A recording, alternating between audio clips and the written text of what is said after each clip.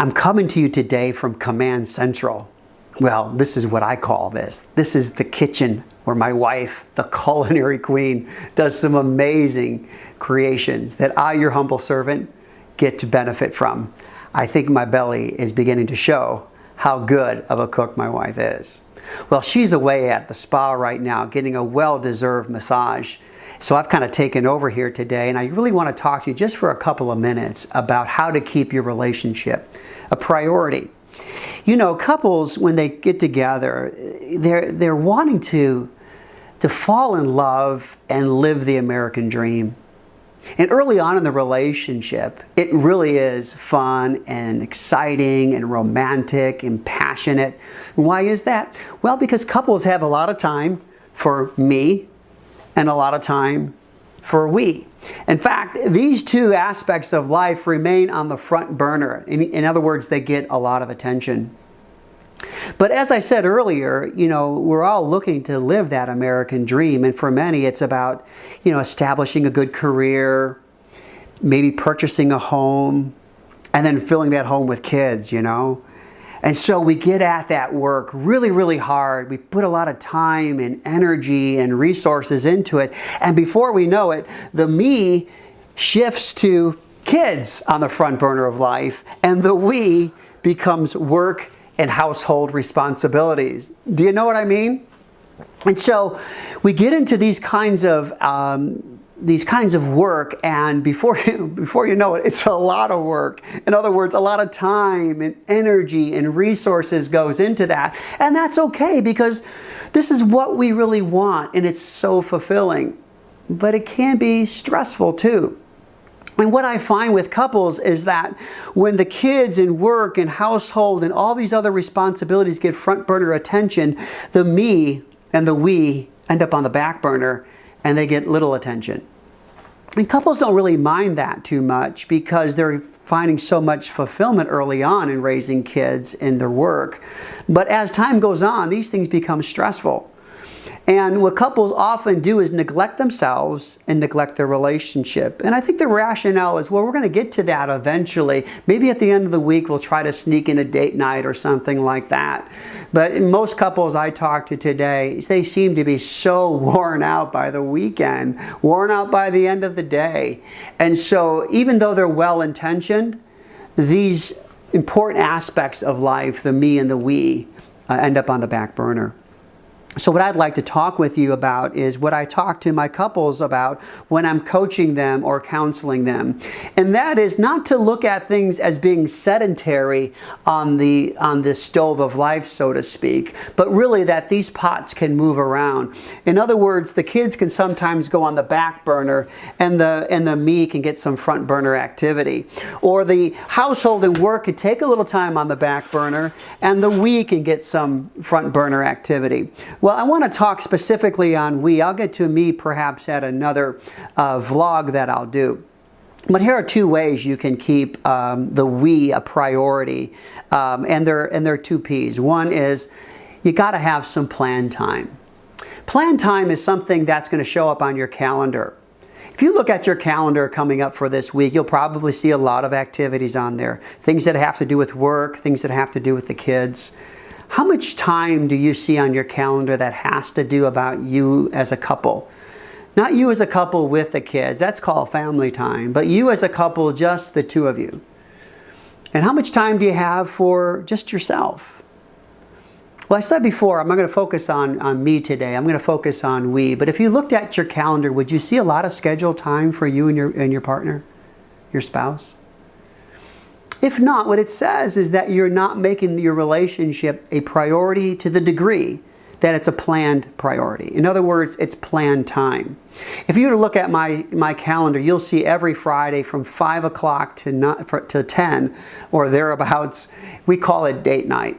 Sometimes it starts earlier. We'll both kick off work a little bit earlier, but usually around 5 o'clock we wrap things up, and that's our date night. And typically we go out someplace. Sometimes it's a local place, and we get something like a pizza, not a whole lot of money. And other times we're going to go to a nicer place, maybe a 4 or 5 star restaurant where we've put a little money aside to do that. And we do that because we want to invest in our relationship.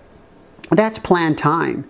Planned time for us, and this is what I coach my couples to do, is taking periodic overnights or weekenders. We try to do them once a quarter, and that way we have something that we're looking forward to. It might just be an overnight someplace. Sometimes it's an entire weekend. So for example, we'd love to go up to Kohler, Wisconsin. That's more of a weekend overnight. Or sometimes we're going over to Geneva and we're staying, at a hotel over there and just doing an overnight over there. Just recently we stayed downtown Chicago at a hotel and went to a few restaurants and just had a wonderful evening together. So that's what planned time is.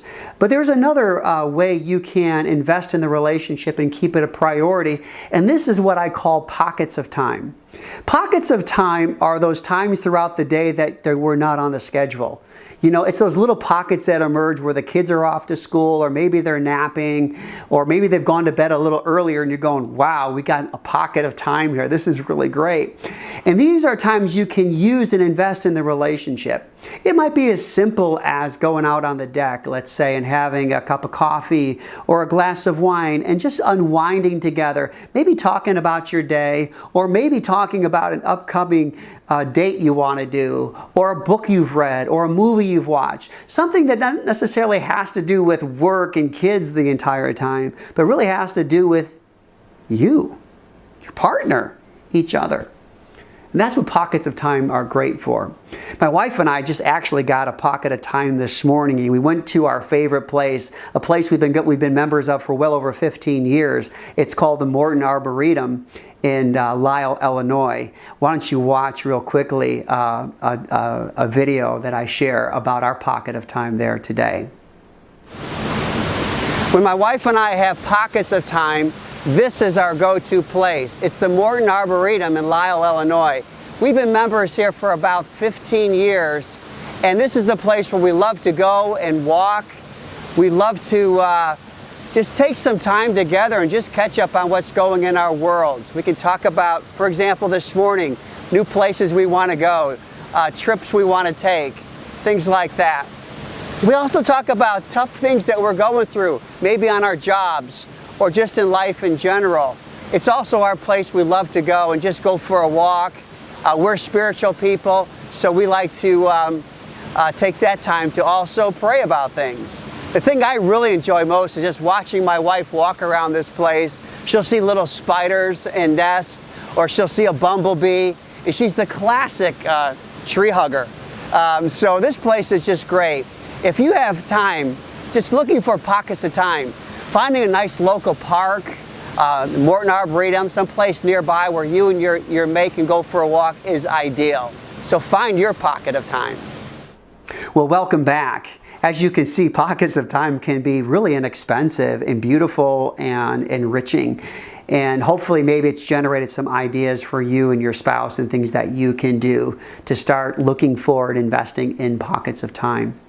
Well, if you have planned time in your calendar, if you have pockets of time, what you're doing is you're giving your relationship some we time. You're filling up this pot here. And when you do, it's going to give you a lot of a connectedness as a couple. And that connectedness helps you to deal with the stresses of life. You just don't feel like you're partners in parenting or partners in this business called running a family. You're really connected as friends, as lovers, as soulmates, and yes, as partners in parenting. So I hope this helped you today. So look for a planned time, put that on your calendar, look for pockets of time. And as we finish up here, what I'd like for you to do is one important thing for me, and that is I'd love for you just to take 1 or 2 minutes max and leave a comment at the bottom of this web page here underneath this blog video. I'd like for you to share perhaps ideas you have for activities, date nights, places you've gone if you live in the local area here in the western suburbs of Chicagoland area, things that you do. Or if you live further away, maybe there are places that we would like to go to and things that we would like to hear about in your neck of the woods. Either way, I would love to hear your comments. Maybe you have a question.